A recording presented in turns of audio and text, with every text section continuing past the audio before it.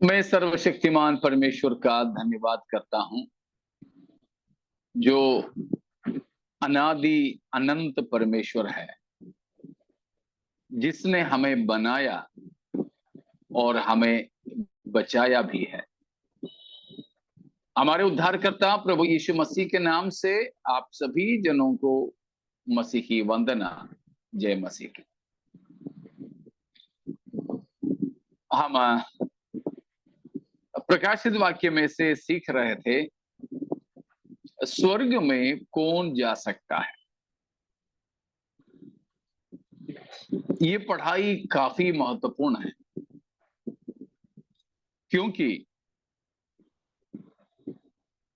बहुत से लोग ये सोचते हैं कि प्रभु यीशु मसीह आया, मरा, जी उठा, स्वर्ग गया, अभी आ रहे हैं हमको ले जाने के लिए। बस यीशु मसीह पर विश्वास करो, उद्धार हो जाएगा, स्वर्ग जाएंगे। लेकिन यह विचार गलत है। प्रभु के साथ जाने के लिए शर्तें हैं। उद्धार मुफ्त में है, ये बात पक्का है कि उद्धार मुफ्त में है। उद्धार के लिए हमें कोई कीमत नहीं चुकाना है, कोई भी चुका नहीं भी पाएंगे।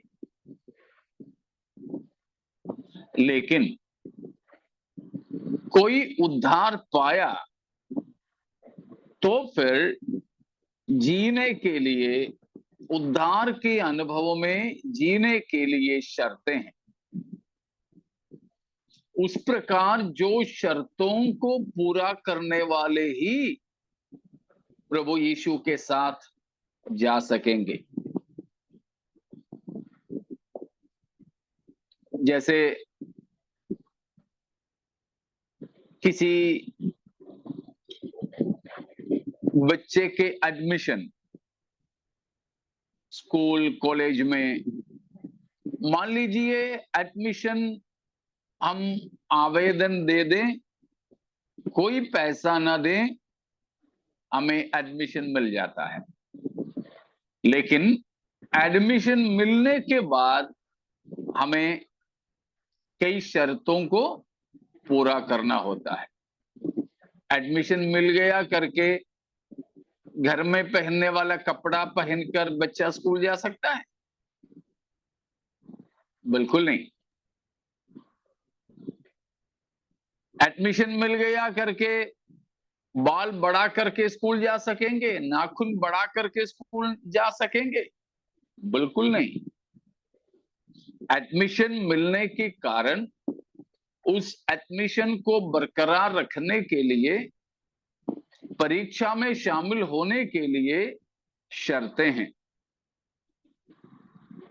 एडमिशन हो गया, लेकिन परीक्षा लिखने के लिए इतना प्रतिशत हाजिरी होना जरूरी है, और उस तरह कई सारे शर्तें। हम रेलगाड़ी में जाते हैं, हमको रेलगाड़ी में जाने के लिए टिकट लेना होता है, लेकिन टिकट भी ले लिया, ट्रेन में बैठ भी गया, तो हमारी मनमानी नहीं हो सकता है। शर्तें हैं गाड़ी में यात्रा करने के लिए, तभी हम अपने मंजिल तक, मुकाम तक पहुंच पाओगे। वैसा ही प्यारों, हमने यीशु मसीह पर विश्वास तो किया, बपतिस्मा लिया, हमने प्रभु भोज में भी शायद भाग ली, शायद हमको पवित्र आत्मा भी मिली, अन्य अन्य भाषा भी बोलते होंगे, कई वरदान भी हमने पाए, सब कुछ सही है। लेकिन यह कुछ भी स्वर्ग जाने के लिए गारंटी नहीं देता है। हमें कुछ शर्तें प्रभु के वचन में हम पाते हैं। एक दृष्टांत के लिए हमारे विषय लगातारी में लेने से पहले स्वर्ग जाने के लिए कुछ शर्तें हैं, उसके दृष्टांत के लिए एक वचन हम पढ़ेंगे। पहला कुरिन्थियों 6 अध्याय, उसका 9 और 10।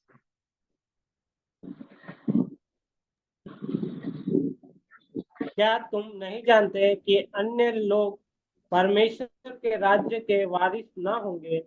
धोखा न खाओ, न वेश्यागामी, न मूर्ति पूजक, न परस्त्रीगामी, न लुच्चे, न पुरुषगामी, न चोर, न लोभी, न पियक्कड़, न गाली देने वाले, न अंधेर करने वाले परमेश्वर के राज्य के वारिस होंगे। बाहर के लोगों के लिए नहीं बता रहे हैं पौलुस, कलीसिया से बता रहा है। सबसे पहला क्या बताया है? वेश्यागामी। सबसे पहले 9वां पद में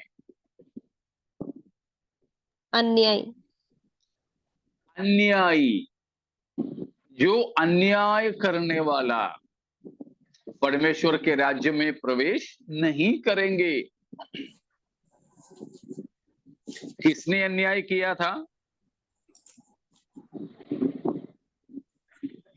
उसकी पहला वचन से लेकर 6वां अध्याय की 1 से लेकर 8 तक की वचन जब हम पढ़ते हैं, तब कलीसिया के अंदर 2 लोग आपस में मुकदमा लड़ रहे थे। 2 लोग आपस में मुकदमा लड़ रहे थे।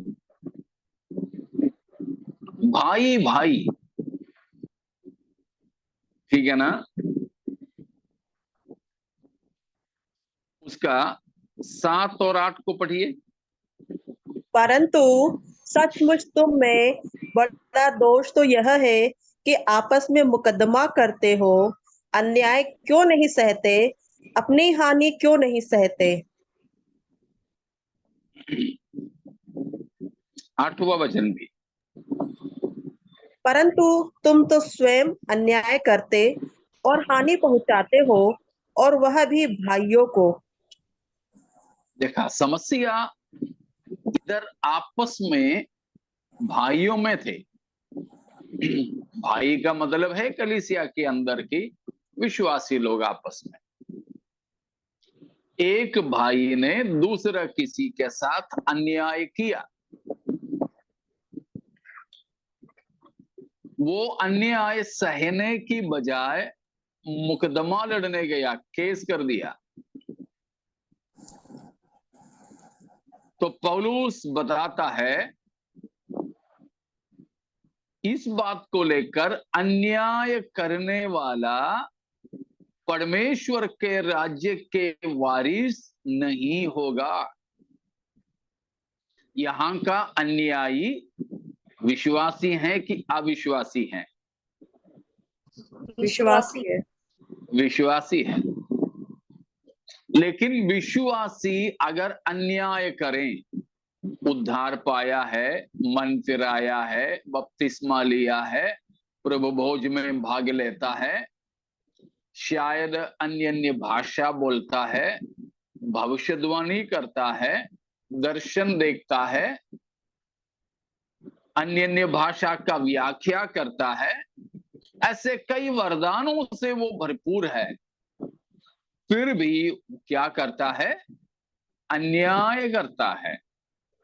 तो क्या वो अन्याय करने वाला विश्वास किया बोल के, बपतिस्मा लिया बोल के, अन्य भाषा बोलता है करके स्वर्ग जा सकेगा? बिल्कुल भी नहीं। बिल्कुल नहीं, बिल्कुल नहीं। इसीलिए पौलुस बताता है धोखा ना खाओ प्यारों, हम यीशु को ग्रहण किया, अच्छी बात, बपतिस्मा लिया और अच्छी बात, लेकिन प्रभु के राज्य में जाना है तो पवित्र लोगों को जैसे भाता है वैसा ही एक पाक और साफ की जिंदगी बिताएं, पवित्र जीवन बिताएं। समझ में आ रहा ना? पहला कुरिन्थियों 5 अध्याय में और एक बात बताता है, एक यौन पाप के बारे में, लैंगिक पाप के बारे में। उसका 5 अध्याय का पहला वचन में लिखा है, पहला वचन को पढ़िए। यहाँ तक सुनने में आता है कि तुम में व्यभिचार होता है, वरन ऐसा व्यभिचार जो अन्य जातियों में भी नहीं होता, कि एक मनुष्य अपने पिता की पत्नी को रखता है। हाँ, पिता ने शायद दूसरा शादी किया, वो बाप मर गया तो अपने पिता की पत्नी को पहली पत्नी की बेटा ने अपना लिया। यह अन्य जातियों में भी नहीं पाए जाने वाला व्यभिचार का पाप है। पौलुस उस बात को लेकर कहता है कोई व्यभिचारी परमेश्वर के राज्य के वारिस नहीं होगा। कहां का व्यभिचारी की बात हो रहा? कलीसिया के अंदर की बाहर की? कलीसिया के अंदर। अंदर अंदर की। हाँ, तो इसीलिए मैंने कहा कि कई लोग ये सोचते हैं कि उद्धार पाया, मन फिराया, बपतिस्मा लिया, चर्च जाता है, दान दशवांश देते हैं, शायद सुसमाचार भी सुनाते हैं, ये सब कुछ हो गया तो सब कुछ हो गया बोलते हैं। नहीं, ये सब होने से जरूरी नहीं कि परमेश्वर के राज्य में प्रवेश करें, शर्तें हैं। तो स्वर्ग राज्य में जाने की शर्तों के बारे में हम देख रहे थे। कितने बात देखे, कुछ याद है? पिछले हफ्ता नहीं था तो भूल तो नहीं है? 17 बातें। 17 बातें। 16 17। और 16 और 17 क्या क्या था, जरा बताओगे? 16वां विश्वास योग्य रहना। हाँ जी। 17वां पश्चाताप करना।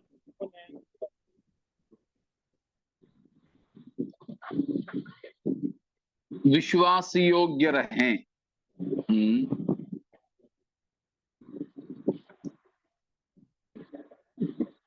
फेथफुलनेस,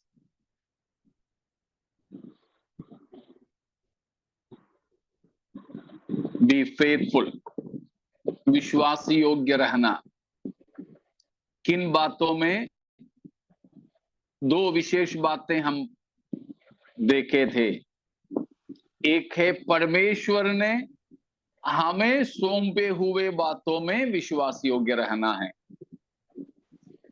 वो वचन हो, समय हो, धन दौलत हो, प्रभु ने दिया है ये सारी चीजें। इन सभी बातों में हमें विश्वास योग्य रहना है, जो भी प्रभु ने हमें दिया है। सुसमाचार सुनाना, प्रभु ने हमें वो दिया है, उसकी रखवाली करें। विश्वास प्रभु ने हमें दिया है, उस विश्वास को हम थामे रहें। पौलुस जैसे कहता है, मैंने अपने विश्वास की रखवाली किया। समय परमेश्वर ने हमें दिया है, समय इस्तेमाल करने में हमें विश्वास योग्य होना है। अभी कोई नौकरी करते हैं, उन नौकरी करने वालों को कायदे के हिसाब से दूसरा कोई नौकरी करने के लिए अनुमति है? नहीं है।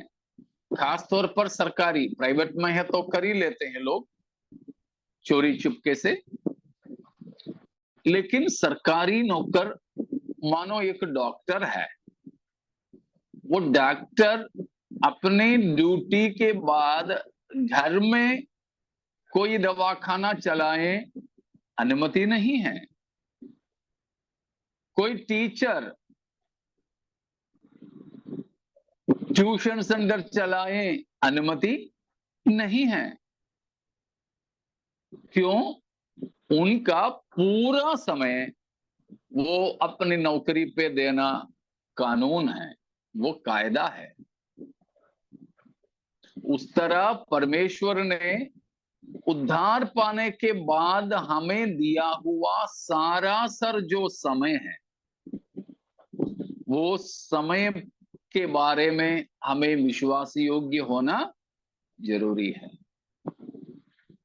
क्योंकि हमारे न्याय होगा ना, चाहे विश्वासी हो या अविश्वासी, न्याय में सबसे ज्यादा हमको जो हिसाब देना होगा वो टाइम के बारे में, समय के बारे में। शायद आपको परमेश्वर ने पैसा ना दिया होगा तो पैसा का कोई हिसाब नहीं मांगेंगे। शायद परमेश्वर ने आपको गाना गाने का वरदान नहीं दिया, प्रचार करने का वरदान नहीं दिया, भविष्यवाणी करने का वरदान नहीं दिया, तो उन किसी भी बात की लेखा नहीं लेंगे आपसे। लेकिन उद्धार पाने के बाद भी हम जिंदे हैं ना, हमें कुछ तो समय मिला है। हर किसी को, हमें हर किसी को एक बराबर मिला हुआ संपत्ति है, समय की संपत्ति। वो समय के हिसाब हमें देना है। देते समय आखिरी में प्रभु हमें बुलाना चाहिए, हे अच्छा और विश्वास योग्य दास। लेकिन हम अपने समय सोशल मीडिया में, यूट्यूब में, फेसबुक में, इंस्टाग्राम में, जो भी है उसके साथ में हैं, उन सभी में हम व्यस्त करें, खर्च करें, तो क्या हम विश्वास योग्य रह सकेंगे? प्रभु हमें बुलाएंगे, ए धन्य और विश्वास योग्य दास और दासी? नहीं।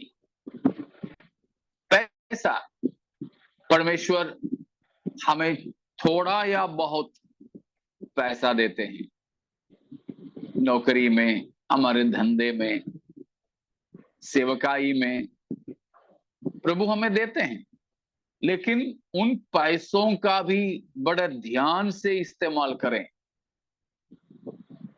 कुछ लोग सोचते हैं चर्च में दान डाल दिया, दशवांश भी दे दिया, तो फिर बाकी मन चाहे वैसे इस्तेमाल कर सकते हैं। बिल्कुल नहीं।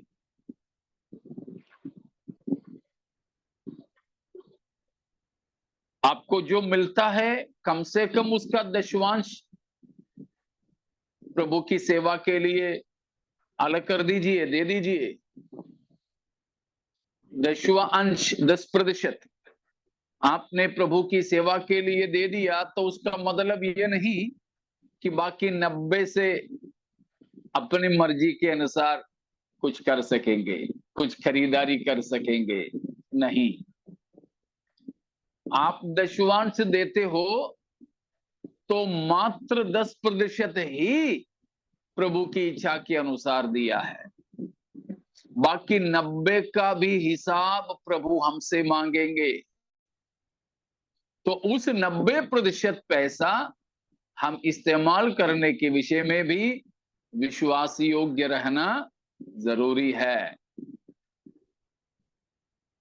तो हमारे समय, हमारी संपत्ति, आरोग्यता, हमारे आरोग्यता,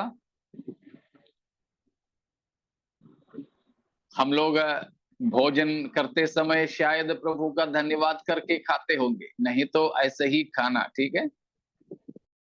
जब भी खाना खाएं, पानी पिएं, प्रभु को धन्यवाद देना। प्रभु, बहुत से लोग भूखे रह जाते हैं।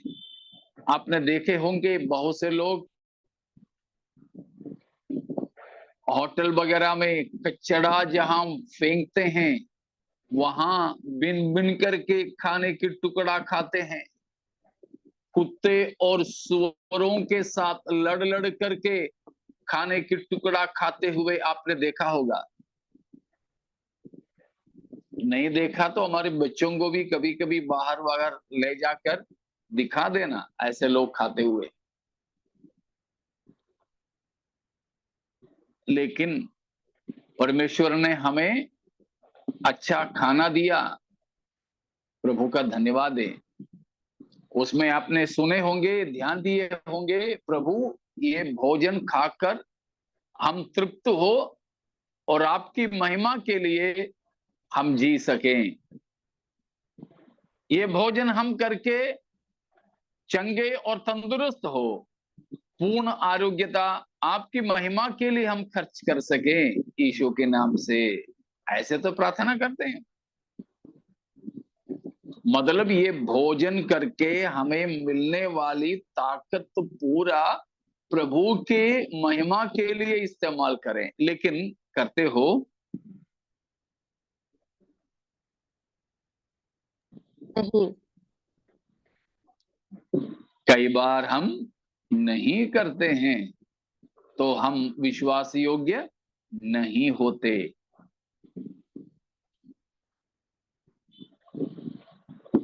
तो परमेश्वर ने हमें दिए हुए चीजों में विश्वास योग्य रहें।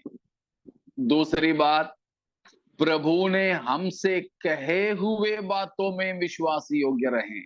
प्रभु ने हमें दिए दान, प्रभु ने हमसे कहे हुए बातें, प्रभु की आज्ञाओं में हम विश्वास योग्य रहें।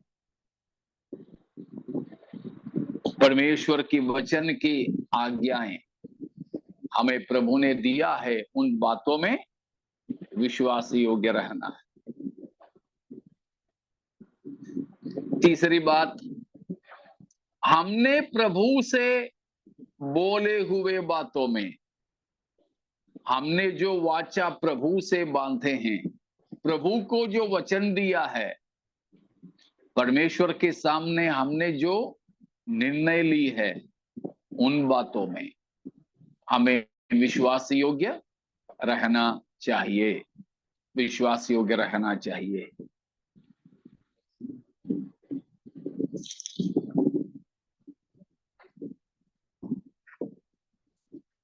इस सिलसिले में एक और वचन, विश्वास योग्यता के संबंध में एक और वचन मैं आपके सामने रखूं। भजन 15 का पहला, भजन 15 का पहला।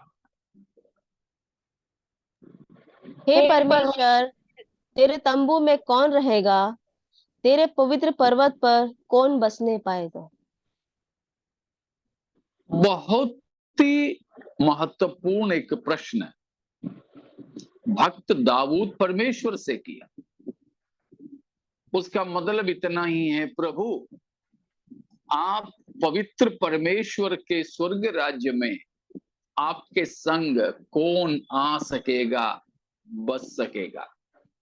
उत्तर दूसरा वचन से लेकर है, उनमें से एक वचन ही हम पढ़ेंगे, वो है चौथा वचन। उसका आखिरी भाग ही हम देखेंगे। जो शपथ खाकर बदलता नहीं, चाहे हानि उठानी पड़े। जो शपथ खाकर बदलता नहीं, चाहे हानि उठाना पड़े। हम जो जुबान देते हैं लोगों को और परमेश्वर को भी,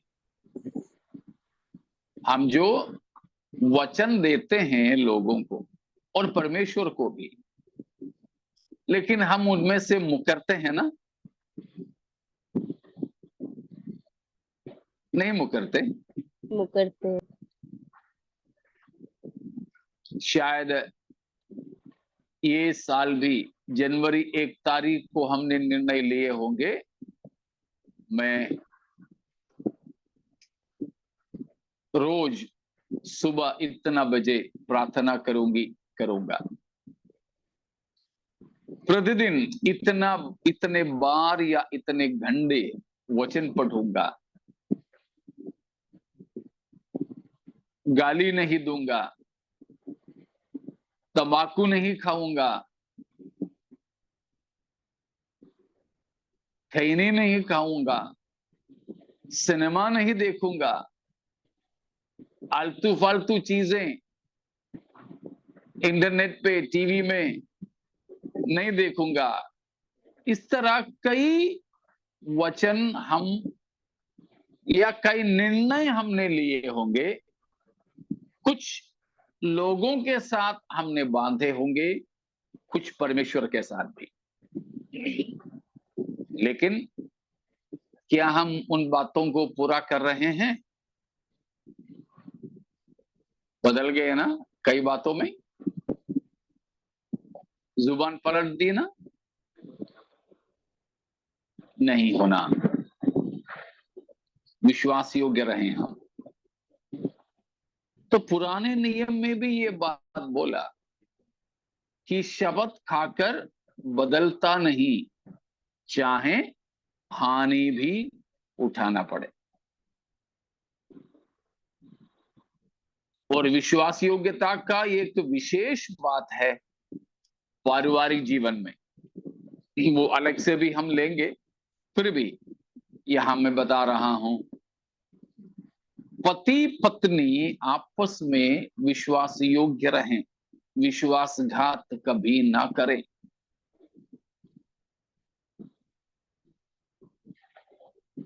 विश्वासघात करना पाप है। हमें पाप करने का मौका बहुत मिलता होगा, लेकिन हम विश्वासघात ना करें हमारे पति पत्नी के साथ। विश्वासघात करें तो परमेश्वर ऐसों का न्याय करेगा और दंड करेंगे। बिल्कुल भी हम विश्वासघाती ना बने। मलाकी 2 अध्याय उसका 15वां पद को पढ़िए।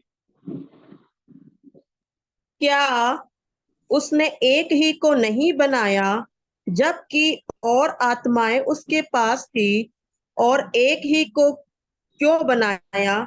इसलिए कि वह परमेश्वर के योग्य संतान चाहता है। इसलिए तुम अपनी आत्मा के विषय में चौकस रहो, और तुम में से कोई अपनी जवानी की स्त्री से विश्वासघात ना करे।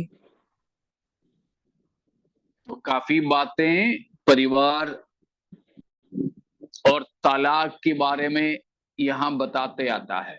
उसमें 15वां पद की आखिरी में हमने सुना, कोई भी अपनी जवानी की पत्नी से, वहां पर आप ये भी जोड़ना पति से भी, ठीक है? बाइबल में मत काटा पिटी करो, लेकिन वो पढ़ते समय ऐसे ही हम समझें। उसका मतलब हर एक पति अपने पत्नी से विश्वासघात ना करें। कोई भी पत्नी अपने पति से भी विश्वासघात ना करें। कारण क्या है? 16वां वचन में लिखा है, क्या? क्योंकि इस्राएल का परमेश्वर यहोवा यह कहता है, मैं स्त्री त्याग से घृणा करता हूँ, और उससे बस भी बस बेटा, बस स्त्री त्याग से। उस समय तो पुरुष पति ही पत्नी को त्यागता था, इसलिए स्त्री त्याग करके लिखा। लेकिन आजकल उल्टा भी है, स्त्री पुरुष को भी त्यागती है। डिवोर्स में ये दोनों हैं, पति पत्नी को भी त्यागता है, पत्नी पति को भी त्यागती है आजकल। लेकिन ये मलाकी नबूवत करते समय इसराइलियों में स्त्री पति को नहीं त्याग सकती थी, लेकिन पति पत्नी को त्यागता था। इसलिए कोई भी स्त्री को न त्यागना या स्त्री त्याग की घृणा करता है परमेश्वर। So God hates divorce. विश्वासघात ना करें पति पत्नी आपस में। आपका शादी हुआ तो आपकी पहली पत्नी या पहला पति, पिछले दिनों मैंने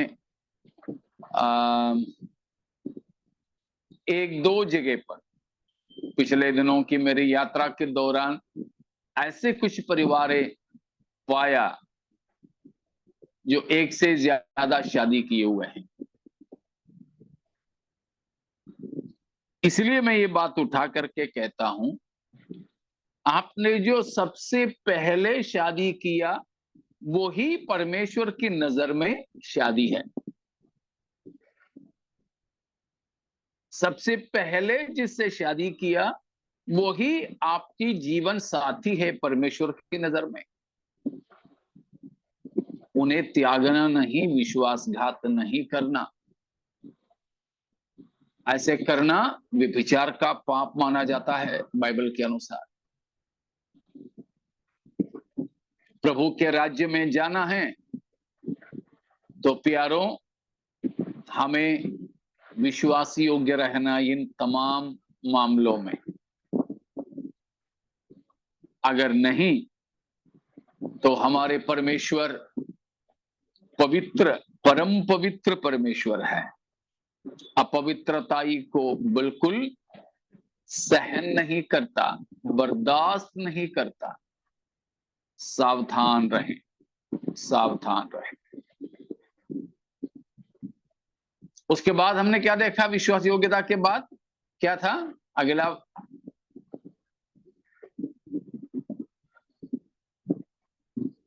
पश्चाताप करना और खुद को तैयार करना।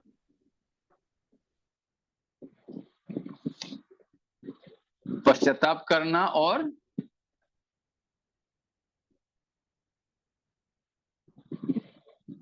खुद के जीवन को तैयार करना, जीवन में जीना। ठीक है। और किसी ने और कुछ लिखा है? प्रतिदिन या रिपेंट एंड बी रेस्टोर्ड, मतलब मन फिराना, पश्चाताप करना और परमेश्वर से ज्यों का त्यों करना। अगर मसीही जीवन में कहीं पर भी गिरावट हुई है तो हमें उन पापों में लगातार बने नहीं रहना। जैसे प्रकाशित वाक्य 2 और 3 अध्याय में हमने 7 कलीसियाओं के बारे में देखे थे। उनमें से 5 कलीसियाओं में पाप पाए जाते थे। प्रभु ने क्या कहा उन 5 कलीसिया से? मन फिराओ, मन फिराओ। कई लोग सोचते हैं ये मन फिराने की आदेश बाहर के लोगों के लिए ही है। नहीं, बाहर के लोगों के लिए तो है ही, लेकिन अंदर वालों से भी प्रभु का कहना है मन फिराओ। उसको दोहराने की जरूरत नहीं है ना। प्रकाशित वाक्य 2:5 से लेकर हमको वो पढ़ने को मिलता है। इफिसुस की कलीसिया से प्रभु ने कहा, याद करो, स्मरण करो, तू कहां से गिरा है। मन फिरावो और पहले सा काम करो। मन फिरावो, पहला सा काम करो, वो है रेस्टोरेशन। पहला सा काम करना, परमेश्वर के साथ का पहली रिश्ता में वापस आना, रेस्टोरेशन। रेस्टोरेशन।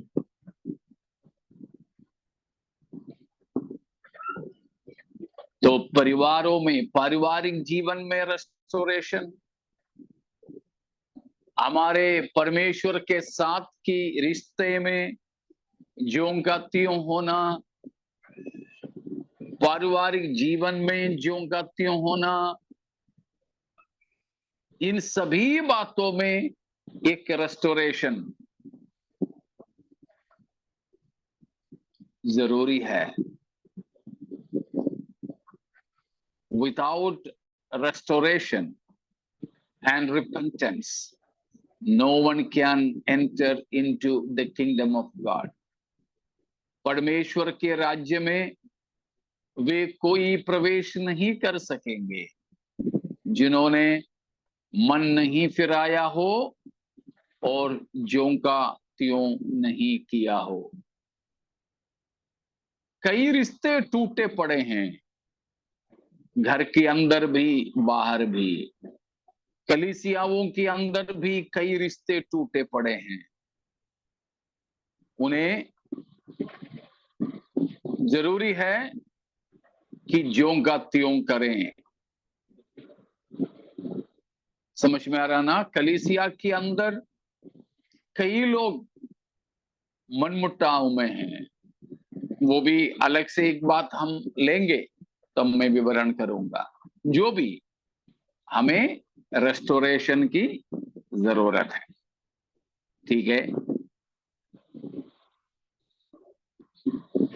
तो 17 बात हो गई ना?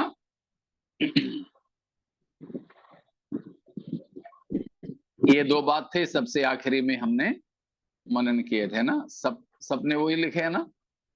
सभी के पास यही है ना? ठीक है। अगली बात, 18वीं बात, आशा के बारे में तो लिखे थे ना? प्रभु यीशु की आगमन की आशा में रहना करके, होप फॉर लिखा है, ठीक है, ओके। एक अगली बात है, वॉच और वेकअप, जागते रहना प्रभु की आगमन के लिए, जागते रहना। बी वॉचफुल, बी वॉचफुल, जागते रहे। कई वचन हैं, एक है प्रकाशित वाक्य 3 का 3, प्रकाशित वाक्य 3 का 3। इसीलिए स्मरण कर कि तूने कैसी शिक्षा प्राप्त की और सुनी थी, और उनमें बना रह और मन फिरा। यदि तू जागृत ना रहेगा तो मैं चोर के समान आ जाऊंगा, और तू कदापि न जान सकेगा कि मैं किस घड़ी तुझ पर आ पहुंचा। देखा, सार्दिस की कलीसिया से प्रभु ने बताया। जागते रहने का अर्थ भी हमने वहां सीखे थे, तो ज्यादा हमें बताने की जरूरत नहीं। याद नहीं तो आप नोट्स में वापस जाके जरा जांच ले। 3 की व्याख्या हम प्रकाशित वाक्य 3रा अध्याय पढ़ते समय क्या किए थे? जागना, जागृत रह। यदि तू जागृत न रहे, मैं चोर की नाई आऊंगा, तू नहीं जानेगा किस घड़ी तुझ पर आ पड़ेगा। तो प्यारों, प्रभु के आगमन में अगर जाना है, स्वर्ग राज्य में अगर प्रवेश करना है, हमें तैयार होकर बैठना ही नहीं, जागते भी रहना चाहिए। साथ साथ में पढ़िए लूका 21 का 36 को, 36 को, लूका 21 का 36। इसीलिए जागते रहो और हर समय प्रार्थना करते रहो कि तुम इन सब आने वाली घटनाओं से बचने और मनुष्य के पुत्र के सामने खड़े होने के योग्य बनो। Praise God. यीशु मसीह ने स्वयं कहा हुआ बात।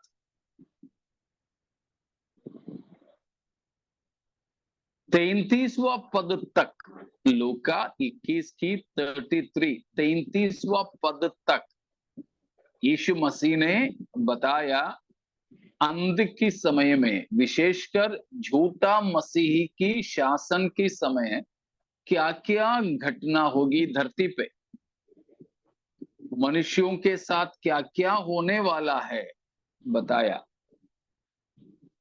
उसके बाद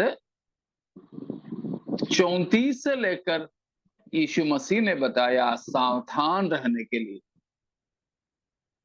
उसका एक उपसंहार के तौर पर उसको निचोड़ते हुए 36 में बताया कि तुम जागते रहो और प्रार्थना करते रहो कि आने वाले इन सारे घटनाओं से तुम बच सकें। अर्थात आपको झूठा मसीही की शासन में शामिल नहीं होना है। आपको झूठा मसीही की शासन काल में होने वाली महाक्लेश से बचना है और प्रभु यीशु मसीह के सामने शामिल होना है, खड़ा रहना है। तो क्या करना होगा? जागते और प्रार्थना करते हैं। जागते और जागते और प्रार्थना करते रहना होगा। जागने का मतलब ये नहीं कि आप कभी सोए नहीं। शारीरिक नींद के बारे में नहीं बता रहा है। आप बराबर समय सो सकते हो, उसके लिए मना नहीं है। शारीरिक नींद के लिए मना नहीं। प्रभु यीशु मसीह के आगमन के समय अगर हम सो भी रहे हो, शारीरिक तौर पर हम सो रहे भी हों, तो भी प्रभु हमें लेकर जाएंगे, कोई दिक्कत नहीं। वो है पहला थिस्सलुनी 5 अध्याय में पौलुस प्रेरित ने बताया है। हम चाहे सोएं या हम जागे, हम नींद में भी जागते में भी प्रभु के हैं। इसलिए उसका चिंता हमें नहीं करना।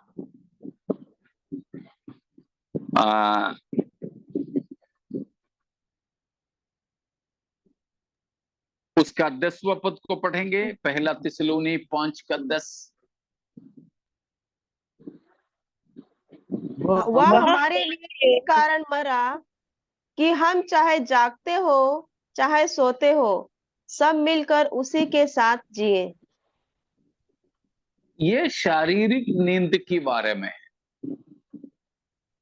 कोई मसीही जन को 24 घंटे जागते नहीं रहना। शरीर के तौर पर उन्हें सोने के लिए साधारण लोगों की जैसे अनुमति है। हम जागते रहें या हम सोते रहें तो भी हम मसीह के हैं, क्योंकि प्रभु यीशु मसीह हम सबके लिए मरा है। तो ये 10वां पद में बताया नींद शारीरिक नींद है। लेकिन हम उसकी 7वां पद को पढ़ें, 6 और 7 को पढ़ें। इसीलिए हम दूसरों के समान सोते न रहे, पर जागते और सावधान रहे, क्योंकि जो सोते हैं वे रात ही को सोते हैं, और जो मतवाले होते हैं वे रात ही को मतवाले होते हैं। अगला वचन भी, 8वां भी पढ़ लो। पर हम जो दिन के हैं विश्वास और प्रेम की झिलम पहनकर और उद्धार की आशा का टोप पहनकर सावधान रहे। तो जागते रहने का मतलब ये 6, 7 और 8 में बताया हुआ नींद आत्मिक नींद है, उसके लिए मना है। दोनों समझ में आया ना? एक तो शारीरिक नींद है, दूसरा आत्मिक नींद है। शारीरिक नींद के लिए मना नहीं है, लेकिन आत्मिक नींद के लिए मना है। अर्थात प्रभु यीशु के आगमन में रात के समय आया, हम खर्राटे लेके सो रहे हैं, प्रभु छोड़ के नहीं जाएंगे। या हम नाइट ड्यूटी करके दिन में सो रहे हैं कोई, तब यीशु मसीह आया, अरे ये सो रहा है छोड़ दो करके छोड़ के नहीं जाएंगे।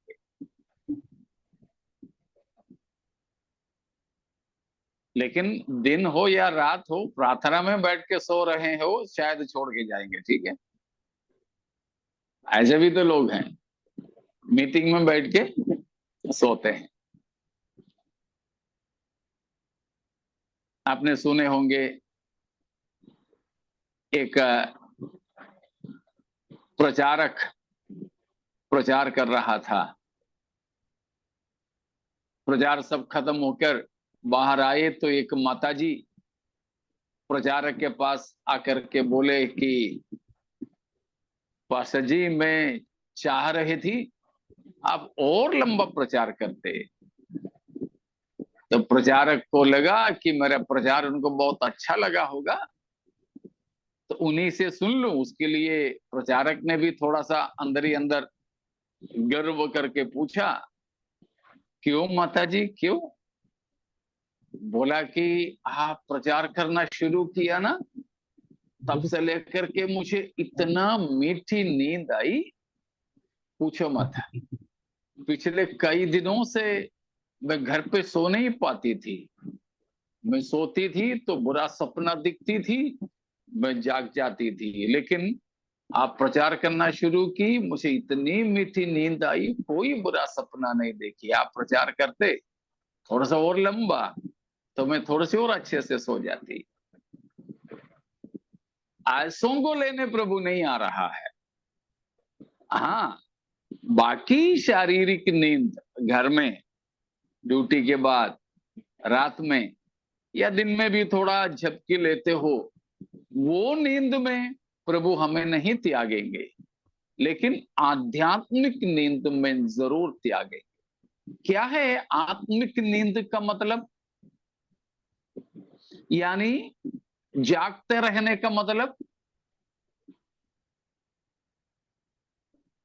हमारे आत्मिक स्तर के बारे में जागरूक, मतलब हमें मालूम होना चाहिए कि किधर तक हम हैं। बिल्कुल। और कुछ?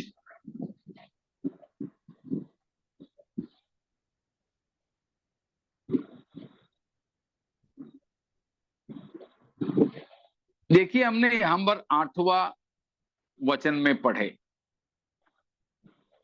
या 6वां पद में भी है।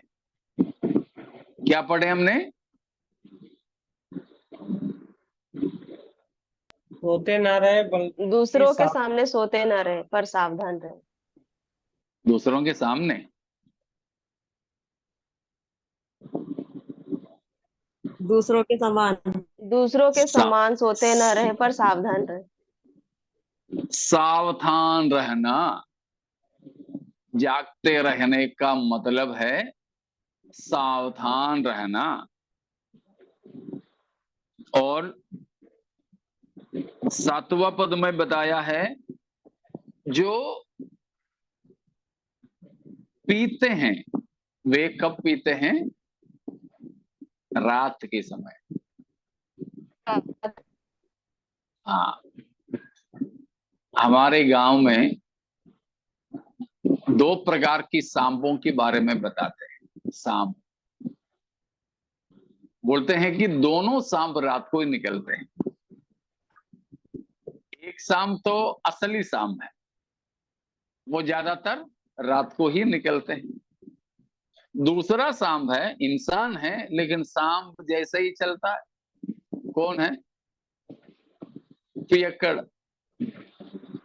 वो भी ज्यादातर संध्या के समय ही निकलते हैं। दोनों सांप रात को ही निकलते हैं, दिन में नहीं।